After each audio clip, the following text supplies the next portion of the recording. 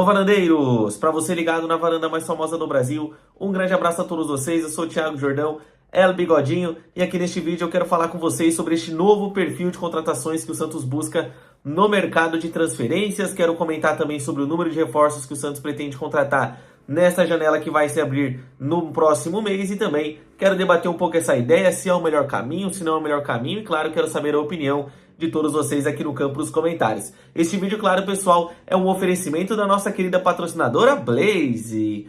Blaze no Varanda Futebol Debate, 18 mais, jogue com responsabilidade, jogue Blaze. As melhores cotações do mercado, odds turbinadas e todas as estatísticas você encontra na Blaze. Para fazer o seu cadastro é muito simples, é só escanear o QR Code que está aqui ao meu lado, utilizando a câmera do seu celular. Após isso, coloque o código VARANDAFC que você tem a possibilidade, por exemplo, de palpitar na estreia da França. Hoje tem França contra Senegal na Copa do Mundo às 16 horas, jogaço de bola, e você pode palpitar lá na Blaze sempre com muita responsabilidade. Na Blaze não tem qual é, você crava. O Neymar é Blaze, o Varane é Blaze e você vem pra Blaze, você também. Bora lá então, deixa o seu like, compartilha este vídeo, se inscreva no canal para que nós possamos aumentar ainda mais a família Varanda Futebol Debate.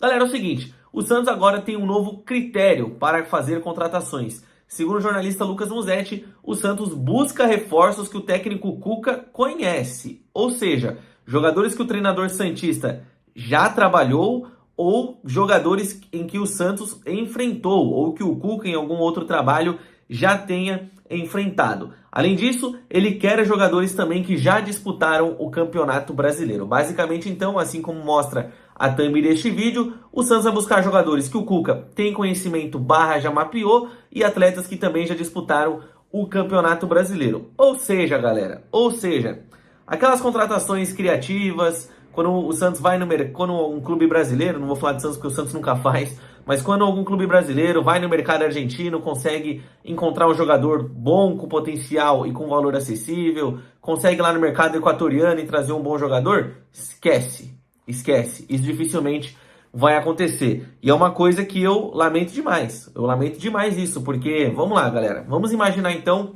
esse cenário. O Santos, ele pensa, então, em contratar jogadores que o Cuca conhece, já enfrentou, ou que já trabalhou com ele e já tenham disputado o Campeonato Brasileiro. Vamos imaginar uma conta aqui.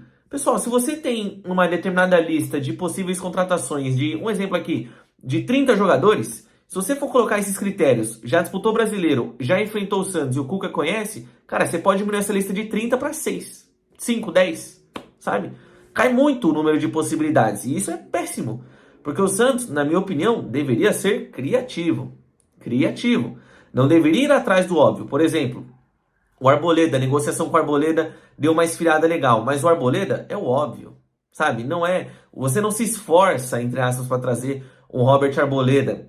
Por exemplo, o Gustavo Scarpa, que a gente já comentou, é o óbvio, entendeu? Assim como foi óbvio contratar o Rony, como foi óbvio contratar, por exemplo, lá no ano passado, o Victor Hugo, como foi óbvio o Alexandre Matos trazer o Lautaro Dias, jogador que ele já conhece, trazer o Gabriel Barbosa, um atleta que ele já conhece, o Moisés, que nem foi um pedido do Juan Pablo Vojvoda, mas que a diretoria vendeu como um pedido do Juan Pablo Vojvoda, porque fazia todo sentido. O nosso técnico era o Vojvoda, o Moisés já trabalhou com o Vojvoda, então vamos dar uma resposta para a torcida contratando um cara que o Vojvoda já trabalhou. Aí no pior dos mundos, caso dê errado, a culpa não é nossa. A culpa é totalmente do treinador que avabilizou a contratação. Além disso, é importante pontuar, o departamento de scout, assim como eu disse no vídeo de ontem a respeito do Ian Lucas, o departamento de scout, galera, serve para quê no Santos Futebol Clube? Sendo que o processo é completamente o inverso. Né? Para que você tem um analista se em quase todas as vezes o Santos ele vai bater na porta dos jogadores que são agenciados pelo Bertolucci ou por algum outro empresário que tem grande influência lá na Vila Belmiro? Para que serve então um analista se a gente vai ir direto na indicação do Cuca? O Cuca indicou, dane-se o que o analista pensa, dane-se, vamos atrás desse cara. Não é o melhor processo. Entendeu? Você nunca vai conseguir encontrar um talento. Nunca não, é muito forte. Mas você dificilmente vai conseguir encontrar um talento se você só vai na indicação do treinador. E outra, o Cuca, eu sempre vou falar disso pra vocês, o histórico de indicação dele é péssimo. Péssimo.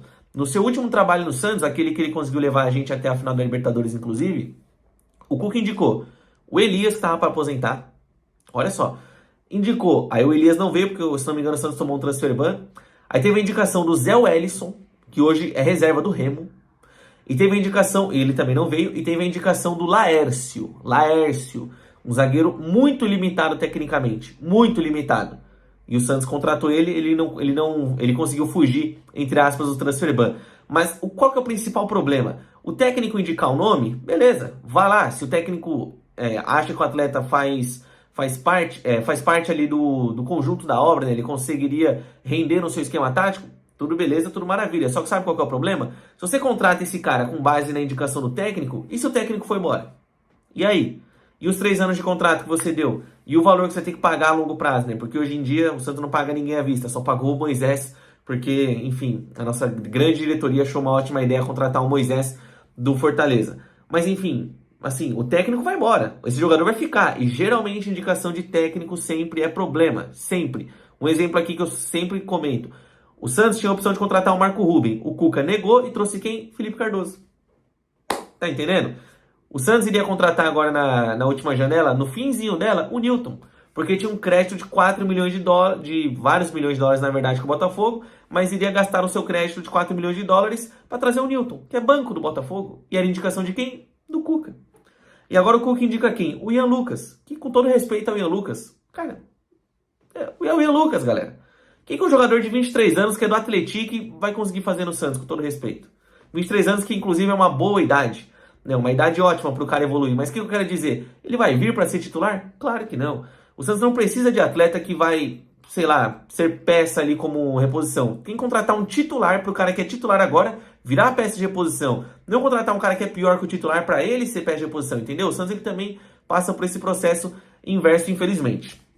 E pra gente chegar aqui na parte final do vídeo, no mundo ideal da diretoria, né, no mundo da Alice das Maravilhas da nossa diretoria, eles querem contratar de 5 a 7 jogadores. Meu Deus, em que planeta esses caras estão vivendo, galera? Eles querem contratar de 5 a 7. São os mesmos que não conseguem honrar com salário de jogador, salário, direito de imagem e premiação. Da onde que esses caras vão arrancar dinheiro para contratar 5 jogadores?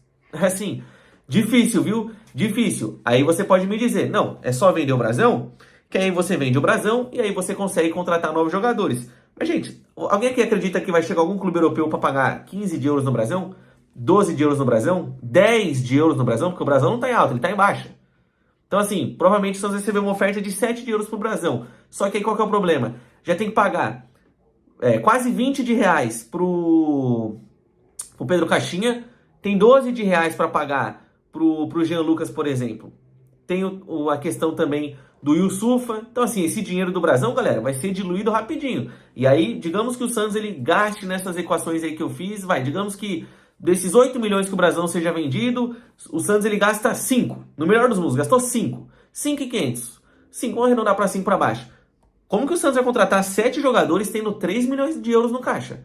Imagina o nível dos jogadores que você traz dividindo 3 milhões de euros por 7. Imagina o nível dos caras. Imagina o nível dos jogadores que estão sem contrato. Imagina só. Então, assim, eu particularmente não tenho expectativa nenhuma nas transferências e eu ainda acho que é um grave erro você simplesmente indicar, na verdade, contratar aquilo que já trabalhou ou que o treinador já conhece. Você precisa que o seu departamento de análise busque o atleta, encontre com base no seu padrão de contratação, no que você necessita para o time e que também seja viável financeiramente falando, para que você não contrate um jogador que é indicação do técnico e que vire problema. Como por exemplo, a gente já teve vários aqui no Santos Futebol Clube. Por exemplo, Cueva. Olha aí o Cueva. Todo mundo coloca na conta do Pérez, que também está na conta, porque afinal de contas ele era o presidente. Mas quem encheu o saco para trazer foi o Sampaoli. Então assim, uma pena, viu? Lamentável, o Santos Futebol Clube adotando sempre os mesmos métodos, sempre sem profissionalismo